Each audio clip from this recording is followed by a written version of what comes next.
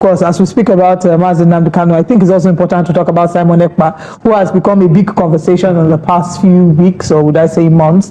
What are your thoughts on him and the influence or impact he may have on IPOB and invariably on the insecurity in Anambra State?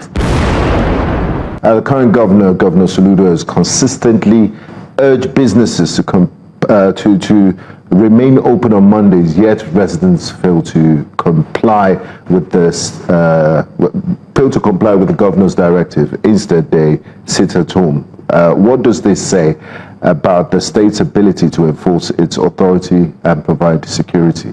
Why do people, Anambrarians, comply? Is it a fear of attack? What reasons could you adduce to them not listening to the government? It is only in Nigeria an aspirant go for an interview on a national TV, and when he gets there, the journalist will be asking him to explain the current leadership of the office he wants to get into.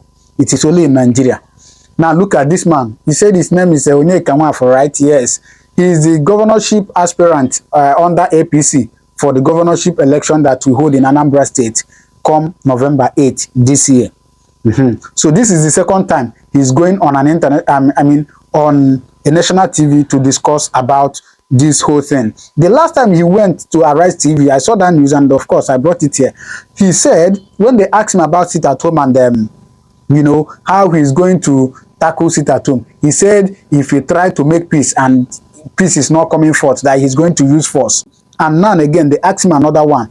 After saying everything, saying that Soludo has failed, that Soludo did this, Soludo did that, this one happened, this one happened. The journalist didn't take time to ask him, okay, Soludo failed in so-so place, in so-so place. You now that is coming as an aspirant, what will you do to fix or to make that place better?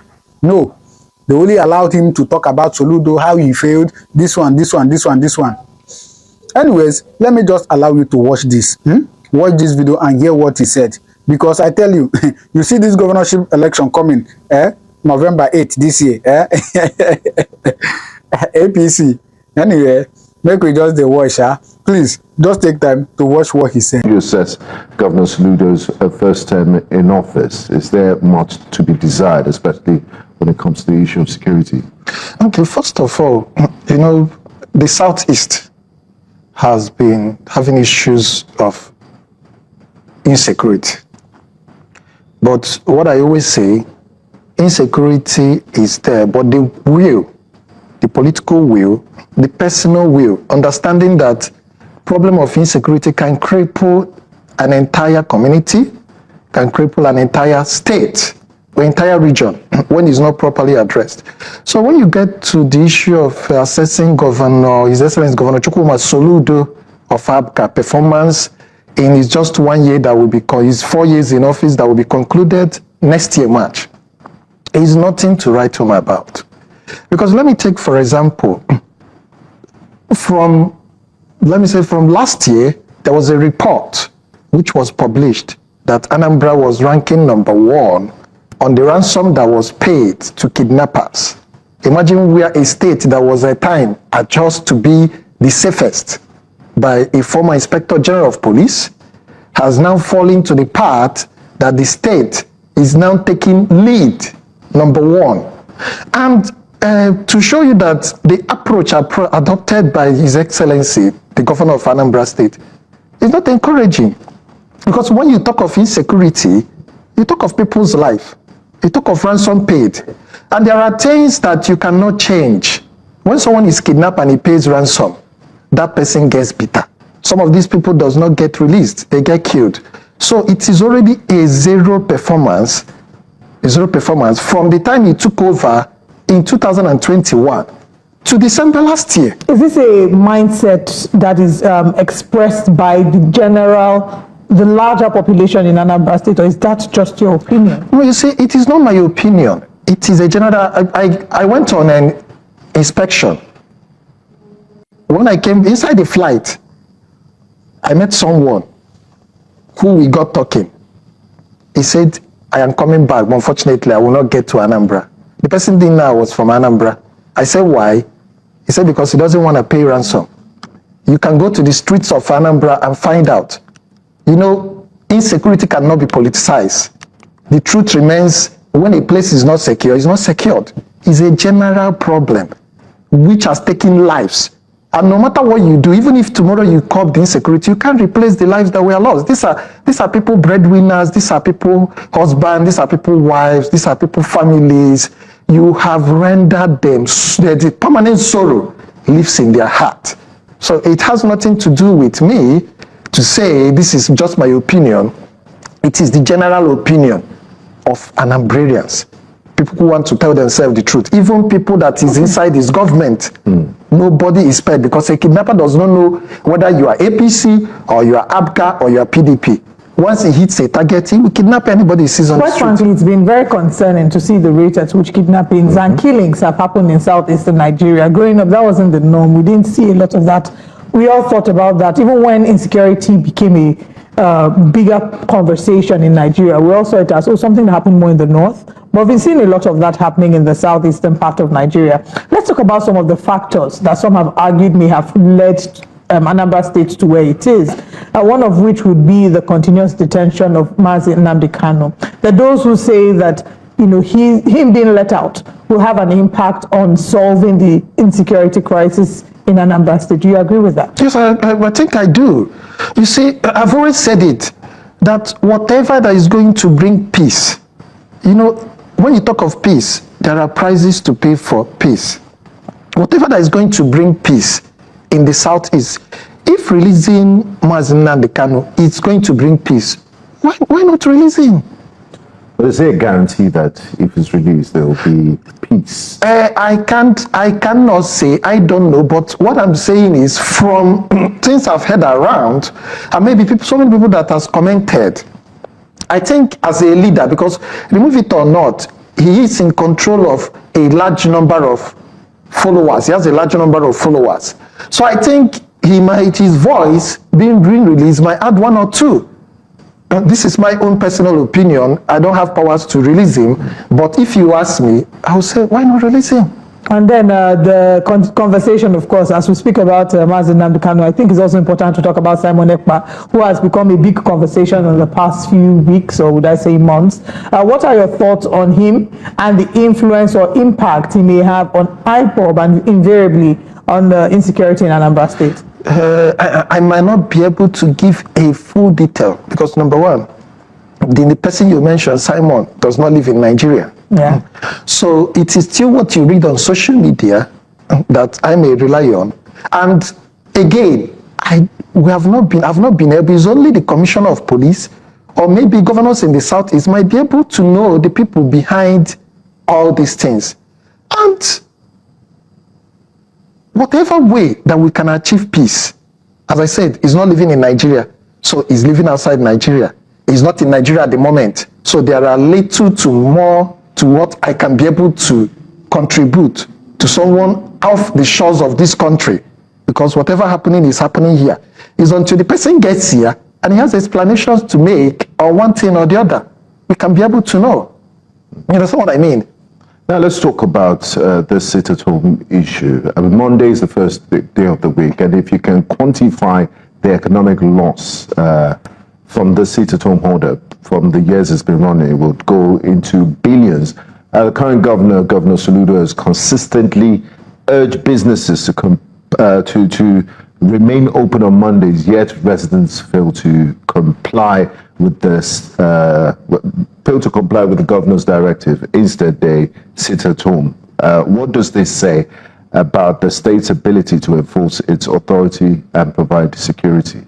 Why do people, Annambrarians, comply? Is it a fear of attack? What reasons could you adduce to them not listening to the governor and opening businesses on Mondays? The issue of sit at home, number one, you should know that Southeast is a business region.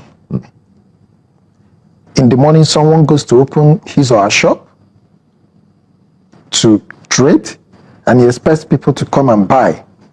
And there is this fear which has been created on the part of both the buyer and the seller.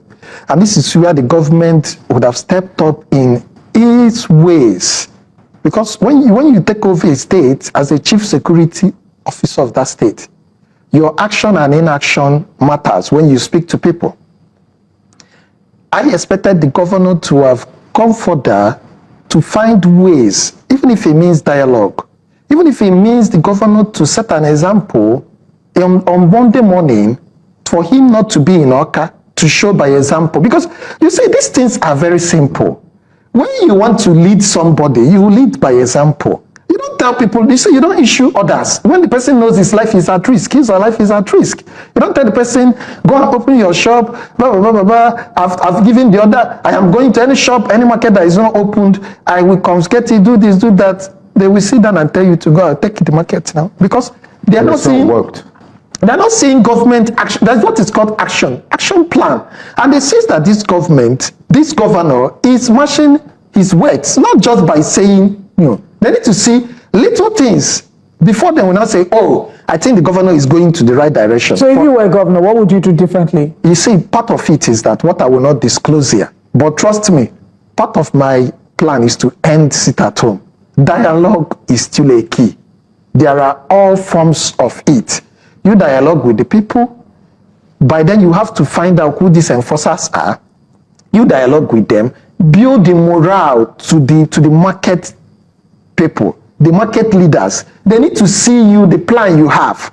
Because let me take, for example, if a government wants to provide something, a government comes up with plan, you said, okay, this and that, we want to cop this, and for now, we are providing this and that. People has to sit.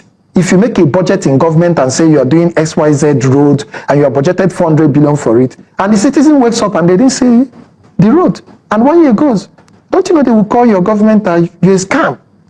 So there needs to be more will, both politically and self-will.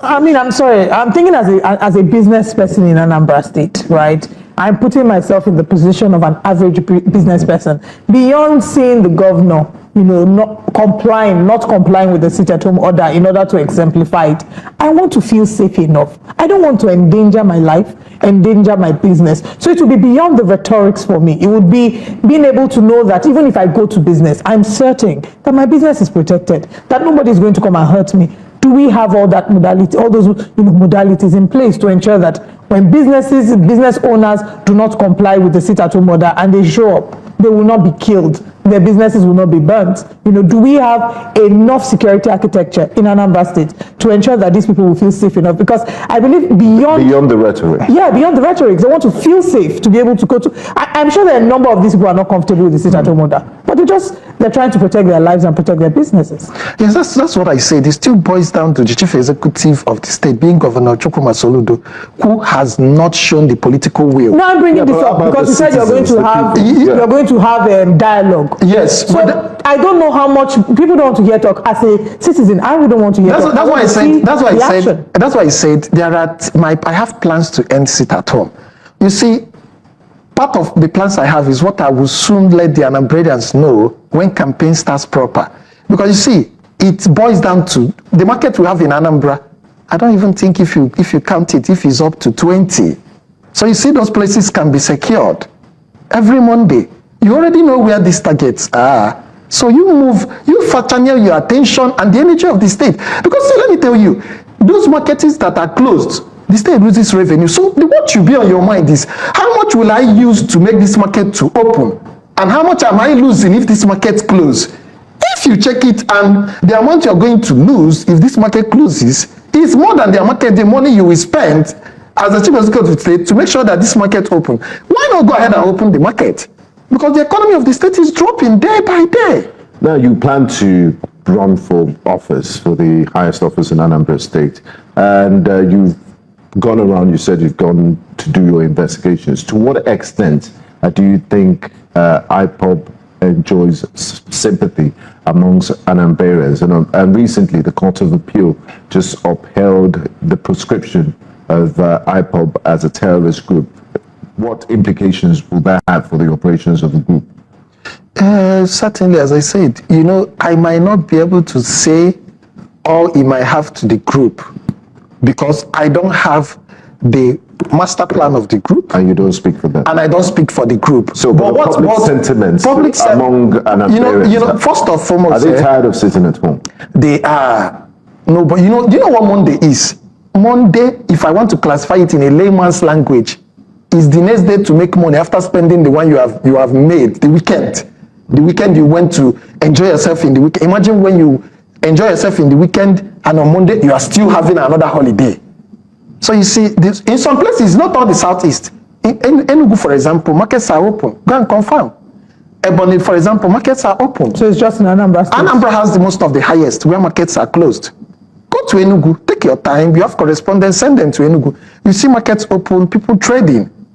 And you know that the one of the largest market in West Africa, if I'm not mistaken, is the main market in Onitsha. Okay, I want us to move away from this sit-at-home conversation soon, but I think I want to put a lead to it.